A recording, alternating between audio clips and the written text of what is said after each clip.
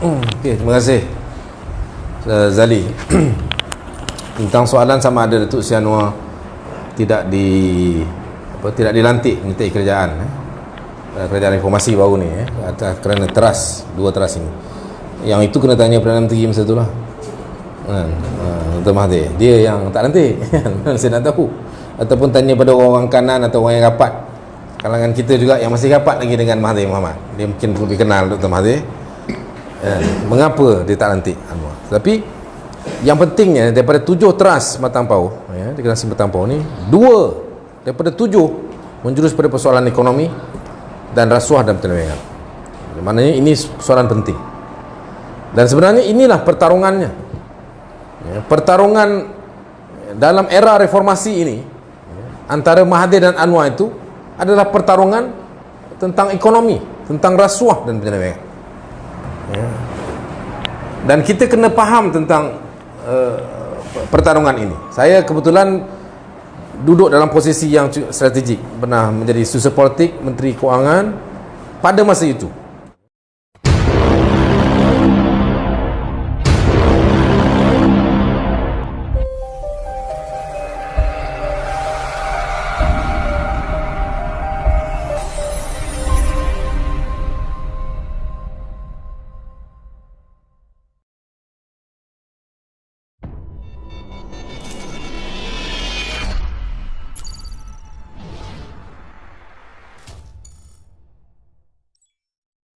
Jangan lupa subscribe Ingat subscribe Pada masa Datuk Seri Anwar dipecat itu, saya adalah susah politik Menteri Kewangan.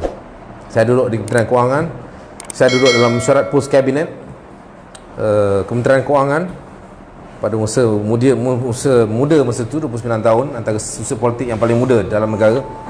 Alhamdulillah saya dapat peluang itu, dan saya melihat sendiri pertarungan itu dalam mesyuarat pos kabinet. Dia mesyuarat kabinet hari Rabu, setiap hari Rabu pagi. Petang akan ada mesyuarat pos kabinet di mana Menteri Kewangan akan, semua menteri termasuk Menteri Kewangan, dia akan panggil semua pegawai-pegawai tinggi kerajaan di Kementerian Kewangan, institusi kewangan, Bank Negara, Securities Commission, EPF, semualah mesyuarat untuk diberitahu tentang keputusan-keputusan kabinet pagi itu. Jadi saya salah seorang daripada ahli mesyuarat.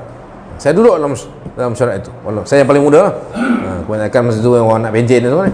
55 kan, KSU, Gubernur dan sebagainya. Dan saya lihat ini pertarungannya. Pertarungan di mana Datuk Seri Anwar mempertahankan prinsip untuk membela kelompok terbanyak. Dalam kes ekonomi problem ini 97-98 ini, ada juga yang ramai juga yang tahu, telah diberitahu bagaimana Dr. Mahathir pada masa itu lebih cenderung untuk menyelamatkan tokoh-tokoh besar, korporat-korporat besar, dan Datuk Seri Anwar tak setuju. Dan ini pertarungannya.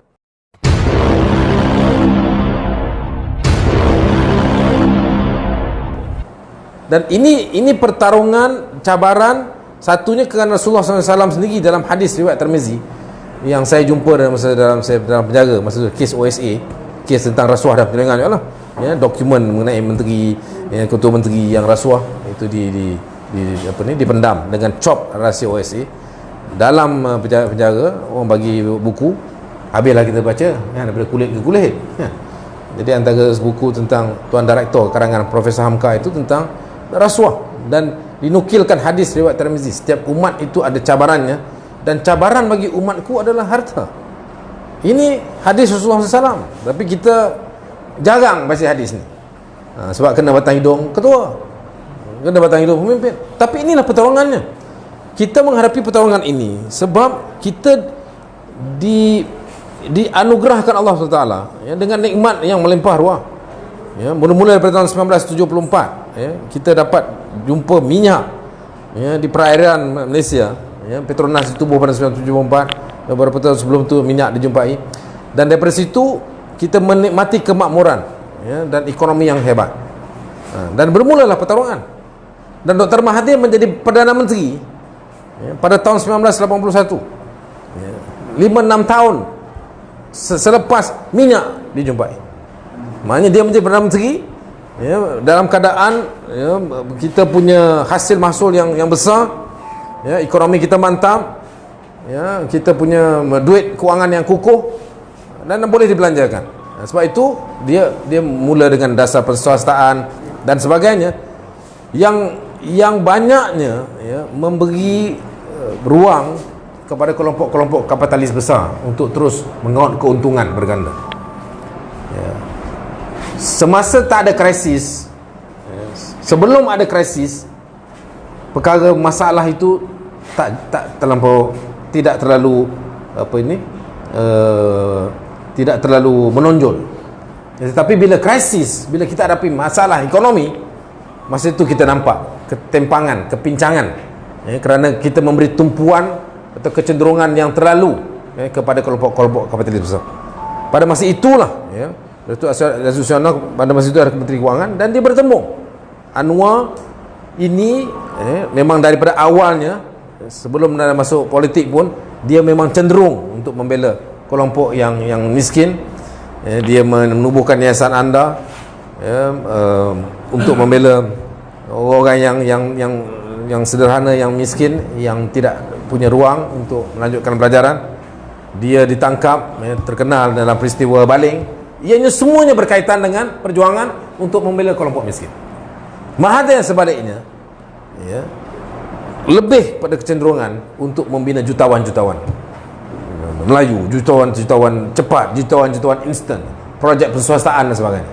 Ya, tidak salah, ya, tetapi apabila obsesi dan kecenderungan yang keterlaluan, dan apabila, ya, kita memihak, membuat keputusan untuk memihak menyelamatkan kelompok kapitalis besar ini berbanding dengan kelompok-kelompok miskin, apabila krisis bermula, inilah berlakunya pertemuan dan pertarungan. Pada masa itu baru timbul, ya, rasuah dan penyelewengan. Rasuah ni kalau ikut dari segi model ni, kalau siapa yang baca banyak tentang persoalan rasuah, saya memang lama, ya, memang saya cukup dekat daripada mula deklarasi Batang Pau, ya, saya menjadi ketua pemuda pada Parti Keadilan ditubuhkan, Parti Keadilan Nasional ditubuhkan, Ustaz Zul dan kawan dalam pemuda, ya, kita memang tak lekang, ya.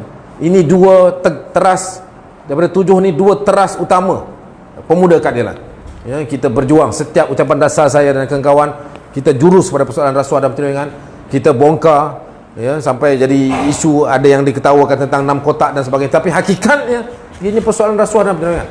Dan kita berjuang sampai saya sendiri masuk dalam penjara, ya, kerana kita benar-benar yakin. Dan sebab itu ia menjadi dua teras utama daripada 7 teras deklarasi Batang Pau.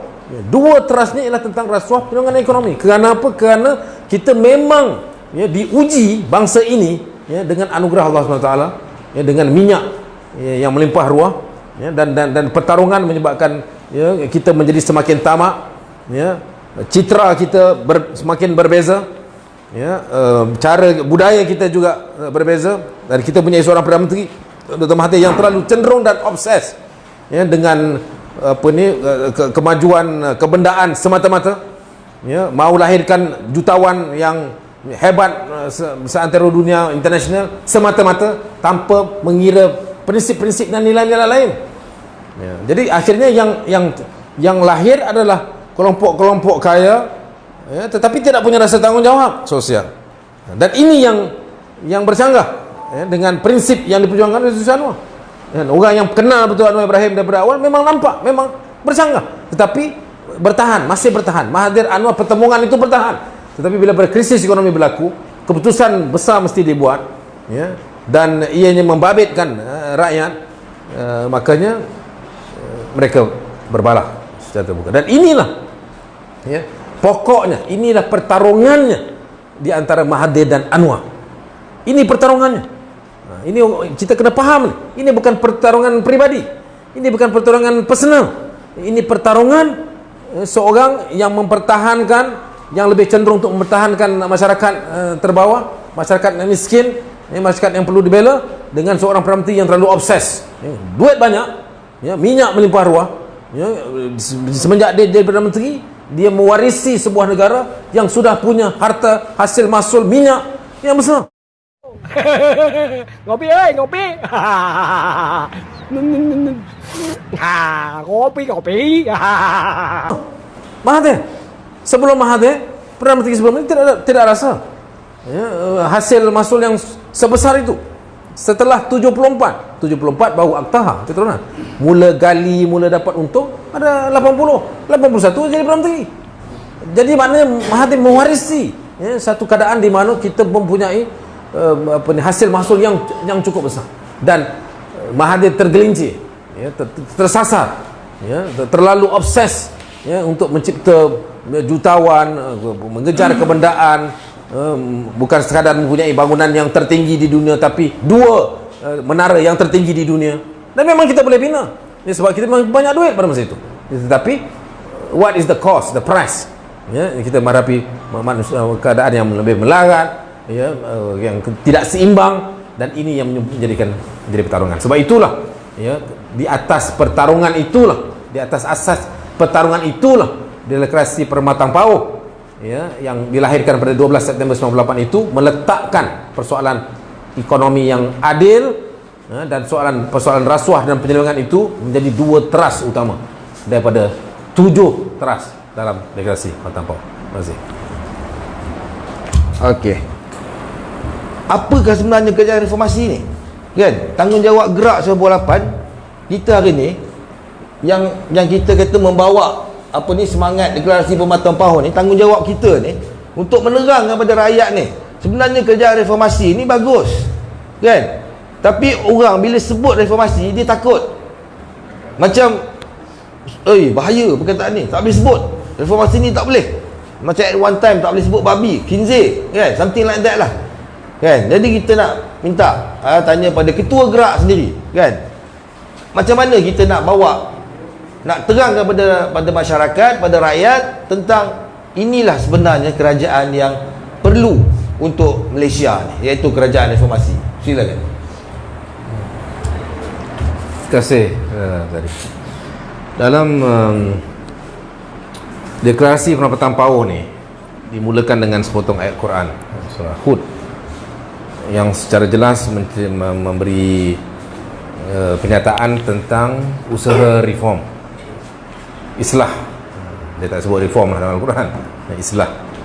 Peristiwa tentang Nabi Shu'aib yang yang memberikan penyataan dalam Al-Quran itu kepada Allah SWT untuk beliau melakukan pembaikan, islah, in uridu ila islah mastata'tum. Aku ingin melakukan islah, perubahan dengan sedaya upaya diriku. Ini melatari ataupun menjadi mukadimah kepada Deklarasi Permatang Pauh. Dan bagi saya ini menjawab soalan yang disoalkan tadi. Maknanya reformasi ini mesti dilakukan dengan bersungguh-sungguh dan sedaya upaya. Sebab dia susah. Sebab itu jawapannya. Macam mana kita nak tegangkan kerajaan reformasi ini bagus, orang sokong, memang susah.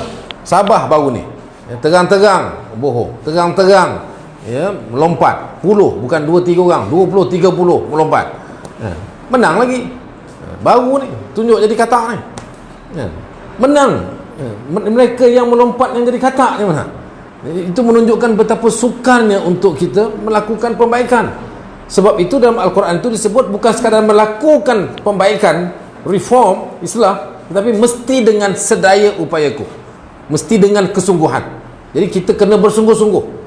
Kita tak boleh ambil sambil enteng, ya. Pengalaman kita 22 bulan sepatutnya mengajar kita, ya. Kita harus lebih bersungguh-sungguh. Kalau tanya saya, antara perkara yang menjadi masalah yang tak sampai, ya, kepada rakyat, bahawa kerajaan reformasi ini benar-benar sebuah kerajaan yang baik, kerana kita tak cukup bersungguh-sungguh.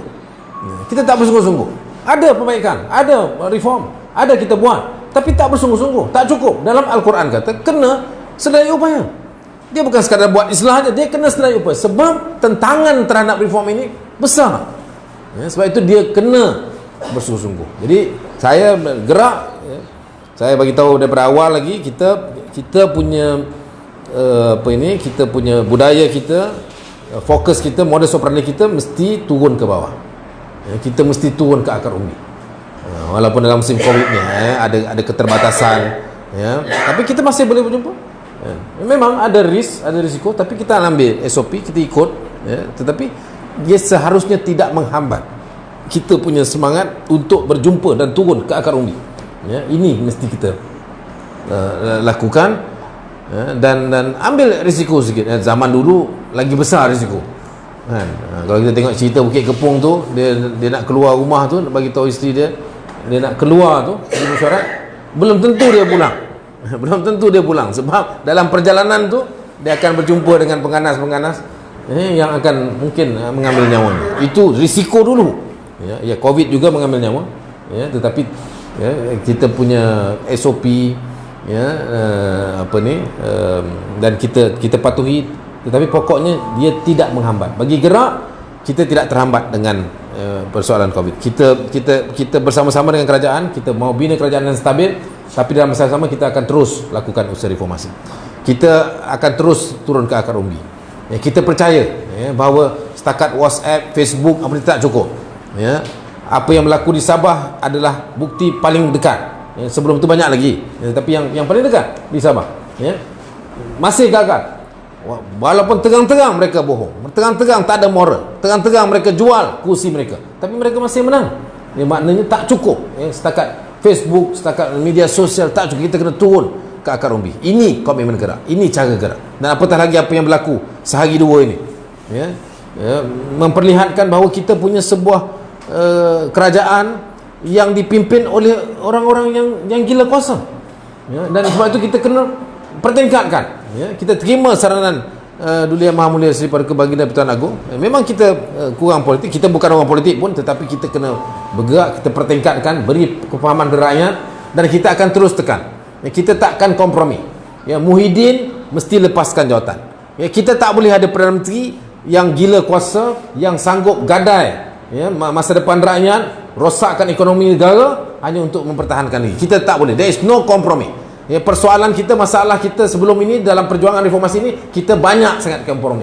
Kita kompromi, sampaikan seorang pemimpin kita yang sampai jadi timbalan presiden, walaupun dia dah jelas pamerkan sifat-sifat anti reform, kelompok elit mengalahkan yang elit tu pun, mengalahkan kelompok bangsawan pun, kawinkan anak berjuta-juta, buat open house, bertahun-tahun, bukan sekali, saban tahun, dipamerkan kekayaan, cara elit. Tapi kita angkat menjadi sampai timbalan presiden, sehingga dia khianat kepada kita, dia rosakkan perjuangan ni. Sebab apa? Sebab kita tak bersungguh-sungguh, kita tak mastatatum seperti apa yang disebut oleh Al-Quran. Kita baca selalu, tapi kita tak laksanakan. Kita berkompromi. Sebab apa? Sebab di kalangan kita, dia kawan kita, dia timbalan kita, dia di samping kita, dia berbuat baik dengan kita. Sebab itu kita kompromi. Tak boleh, kita tak boleh kompromi. Gerak 98 adalah kelompok yang keras dan tidak akan kompromi. Kita tak akan kompromi. Orang yang anti reform, orang yang perangai macam ni, there is no kompromi. Orang nak kata apalah pun, saya ni apa yang orang tak kata, saya tak heran. Tapi saya dah beritahu kawan saya, nak bersama saya, kita bersama-sama, kita mesti menjadi kelompok yang keras. Kita menjadi kelompok yang tidak boleh kompromi dalam persoalan-persoalan prinsip. Kerana ini tuntutan Al-Quran. Tak guna kita reform, kita lawankan reform kalau kita tak bersungguh-sungguh. Al-Quran surah Hud tu dia bukan in uridu ila islah, tak situ je, mastata'tum, itu ayatnya. Bukan sekadar lakukan islah, reform, tapi mesti dengan bersungguh-sungguh. Ini yang saya nampak kurang. Kita berkompromi dan tak boleh. Dalam kes sekarang kita tak kompromi. Gerak 98, kita akui, keadaan hari ini kita kena perkuatkan kestabilan kerajaan, kita bersama-sama, tetapi kita tidak boleh kompromi. Membina sebuah kerajaan yang stabil dengan Perdana Menteri, dengan menteri macam Azmin, yang gila kuasa, tak ada prinsip, tak ada nilai, ada video yang apa ni, yang jelas, yang mempersoalkan integriti. Banyak orang yang melakukan jenayah yang tak ada moral.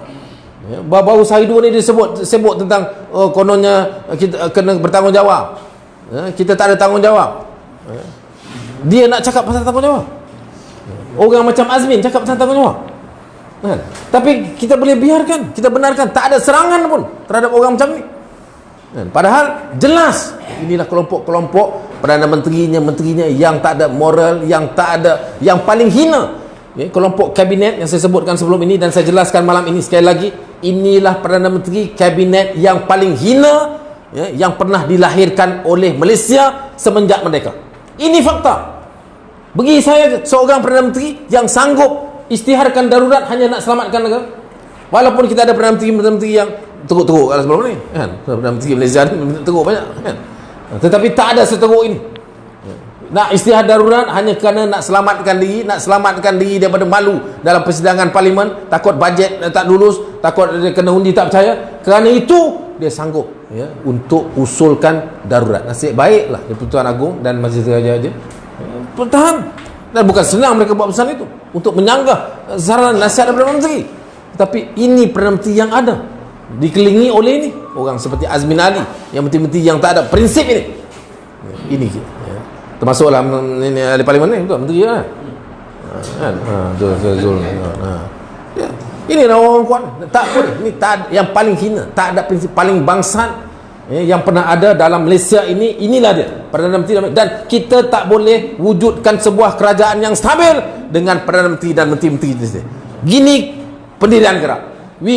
Kita tak boleh kompromi. Kita junjung kasih ke bawah Yang Maha Mulia, kita junjung kasih, kita menghormati, kita ucap terima kasih banyak di atas keputusan yang bijaksana hari ini. Tetapi dalam konteks membina sebuah kerajaan yang stabil, it is very illogical, it is ridiculous, it is going to be a laughing stock to the world. Kalau kita membenarkan orang-orang gila ini menjadi Perdana Menteri dan menteri-menteri kabinet untuk untuk hari-hari esok, untuk kita menghadapi COVID dan masalah ekonomi, it is just unthinkable. We have to be back to our senses very clearly. Orang lain mungkin bimbang, takut. Kita gerak 98, kita berdiri di sini hari ini, pada malam ini kita nyatakan secara jelas dan terbuka, kita tak boleh terima. We want Muhyiddin and all his ministers, they are responsible for being irresponsible. Mereka bertanggungjawab kerana telah melakukan perkara yang tidak bertanggungjawab, mengusulkan darurat, dan mereka kalau ada maruah memang tak ada maruah. Jadi memang tak payah cerita maruah, kita hanya mahu mereka untuk letak jawatan. Besok kita mahu kerajaan baru yang stabil, yang kita punya parlimen ada 222 ahli parlimen, kita ada parti-parti yang lebih kukuh, kita ada koalisi yang lebih besar, kita ada seorang ahli parlimen yang baru telah nyatakan secara terbuka dia punya enough numbers, very convincing, very formidable, yang meyakinkan untuk menyertai kerajaan. Dan seharusnya kita serius untuk memberi peluang untuk beliau, Datuk Seri Anwar Ibrahim, membentuk sebuah kerajaan yang stabil. Then only, bagi saya dan kawan-kawan yang gerak, dunia akan melihat kita sebagai sebuah kerajaan yang stabil dan serius, untuk bangkit sebagai negara bangsa yang berjaya, dan mampu, yang paling penting, mampu untuk menghadapi masalah COVID, mampu untuk pulihkan ekonomi negara, mampu untuk selesaikan masalah yang menghambat rakyat termiskin, anak-anak muda yang sekarang ni melarat, yang tak ada hala tuju dari segi ekonomi, mata pencarian mereka yang semakin lama semakin membebankan ini. Jadi ini pendirian gerak. Dan berbalik pada soalan ini, kita mahu tumpukan pada persoalan mastata'tum, pada persoalan sedaya upaya, pada persoalan kesungguhan. Islah tu dah betul, penyataan deklarasi pengamatan power tu dah betul, 7 teras tu betul, komplit, sempurna.